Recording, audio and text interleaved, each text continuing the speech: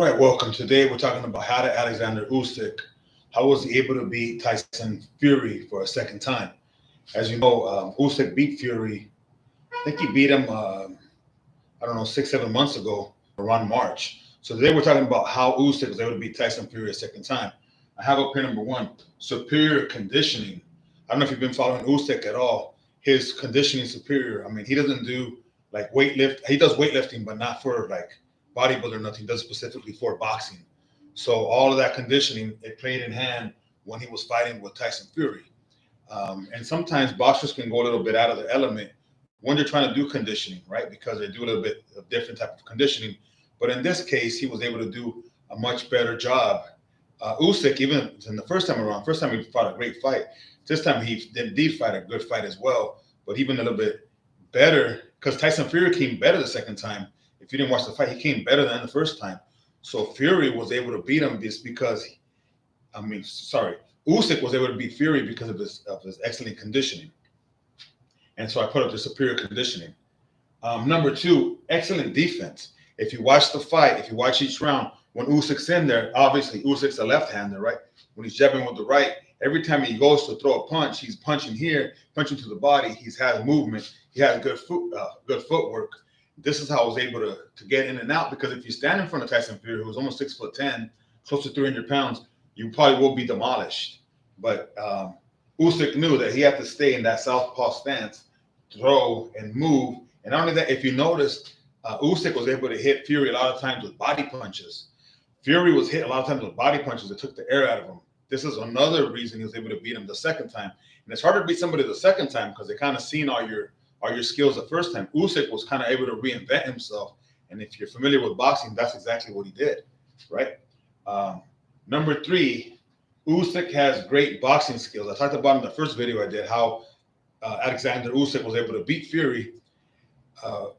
Usyk has a great amateur background, many fights. So as you get in the ring and you learn a lot of these things, you're gonna acquire a lot of boxing skills.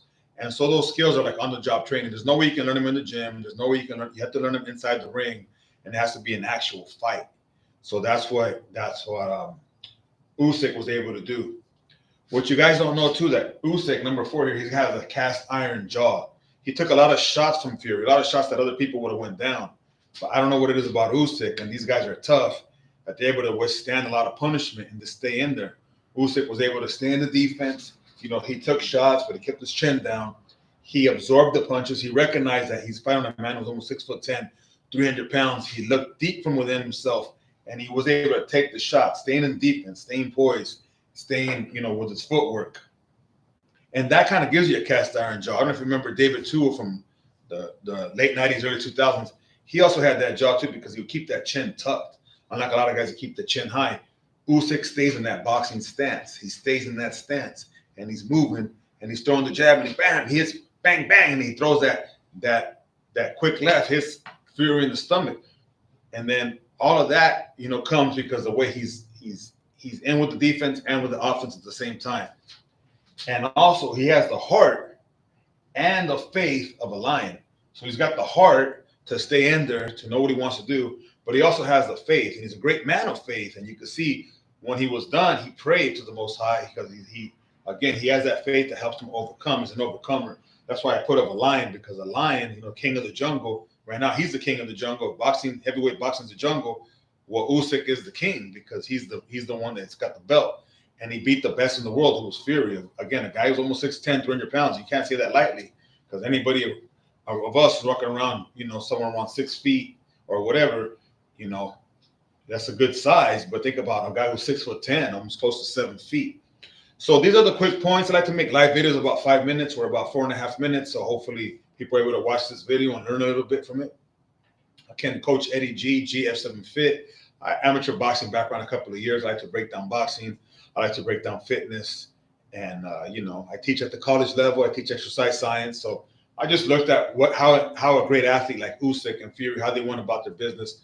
And I'm also a certified strength and conditioning coach, CSCS.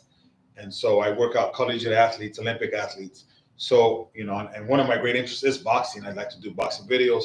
great interest in custom auto videos. But these are the quick recaps. Usyk, congratulations, great fighter, great champion, great person. Also Tyson Fury, great fighter, great person. Both great men of faith. Just that Usyk was able to come out victorious, unanimous decision. Superior conditioning, number one, what you need. If you don't have no gas in the tank, you're not gonna last. Number two, excellent defense, right? Number three, great boxing skills, right? Cast iron jaw, which you're not going to win unless you have a good jaw. And number five, the heart and the faith of a lion. So hopefully, this makes sense. I'm ending the stream now. I just wanted to do a quick live stream and congratulate Usyk. And just, for my subscribers, let them know that, what you need, if you are going to be a boxer, what you need to be successful. If you have these five, you will be successful in boxing or even in life.